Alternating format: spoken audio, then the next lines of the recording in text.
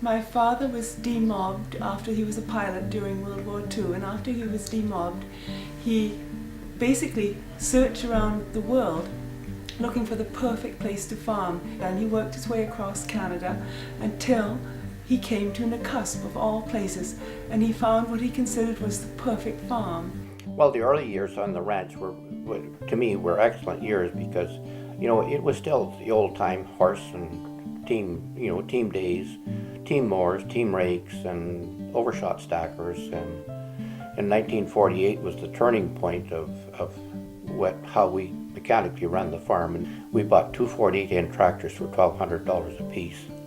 And that was when we went away from the teams and started moving to mechanized farming. It was an excellent ranch and farm, if you want it. We call it a ranch because of the sub-irrigated land, and we had tremendous pasture in the fall because of the growth of a lot of bushland. The hay grass would be right up underneath your arms, and we never fed cattle till Christmas Day. That was kind of a rule of thumb. That Christmas Day we would give them a treat and go and feed them. What I remember is coming in on the boats like the Minto, and my parents even brought their car in once on a barge with a Columbia. So I kind of remember that part of it when I was a child, and it was quite a change and very intriguing because, if you come from the prairie and Pincher Creek and then you come into the mountains onto a beautiful lake like this. And that was my first introduction. Then my parents ended up buying the farm from Mr. Martin's next to my great-grandfather's place, and then we bought the place right next door. In 1959, my father received a phone call from his brother-in-law saying, "Chris, you better sit down." And so my dad, this is emotional. Always is for me. I always block it out.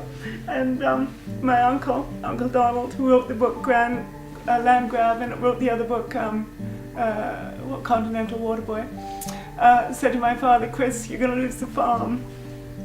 And my father, that was first my father heard of it. And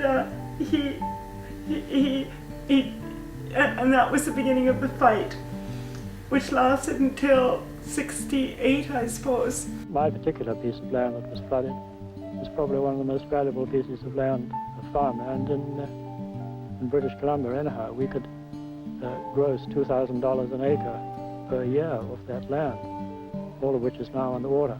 I think that we had enough knowledge about what was happening to realize that there were going to be really severe impacts.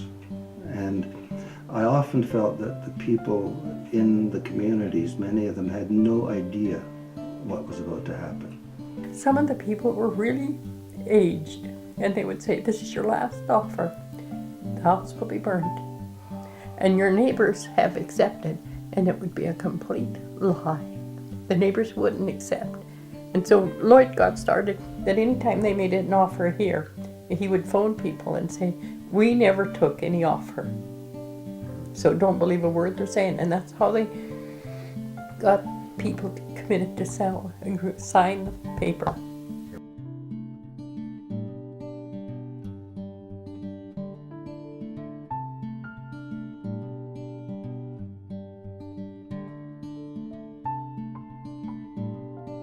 We were quite young, but we always heard, the parents talk about, that there's talk about dam coming, and the unfortunate thing about that whole scenario was that it wasn't just, when they started talking about the treaty and that, there's talk about damming for years, and that was really not a good thing. The thing is that I really felt that the community just tore them apart a lot, and that somebody got more than somebody else, and they'd always keep everything in the dark. Hydro made my father an initial offer of $32,000 for the farm, and my father said, "I can't do anything." And this was very clever on Hydro's part. They always offered a very, very low offer, and then they would always double it to make it look that they'd been exceedingly generous. They double their offer to $60,000, and there they stuck for 5 years. It didn't take us long to realize that, we're going bankrupt here. So that's when we decided to get out of the ranching industry. And we sold the land we had on the far side of the river, along with our grazing permit, and we went out of the cattle business, which, historically looking back, was a good thing that we made the decision at that point in time to go out of the cattle business. The people that were making a living off the land, and it was a way of life on the land, well, if they wanted a place that they could live off the land and make it, you know, it was their way of life, like perhaps in Creston, if they had a fruit orchard, or Okanagan, fruit orchard in Okanagan, so they could continue doing what they wanted to do, right? But the people that I know said, well, they won't give us an orchard because they said to get what you have here costs way more than yours it's worth.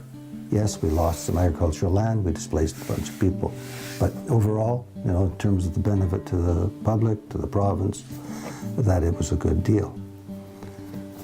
I think it depends a lot on your perspective, because there's still a lot of hard feelings over the project to this day. Where we were slightly different from many other people who were flooded out or dispossessed of their land was that we were totally dependent on our land. It was our security and it was our livelihood.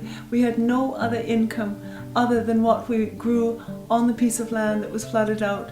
But we were one of very few who were utterly dependent on the land which was taken from us. Here people had roots. You know, their grandmother lived here, their great grandparents lived here, they grew up here, they're basically born here. Like, that's roots. And roots are important to those kind of people, I think.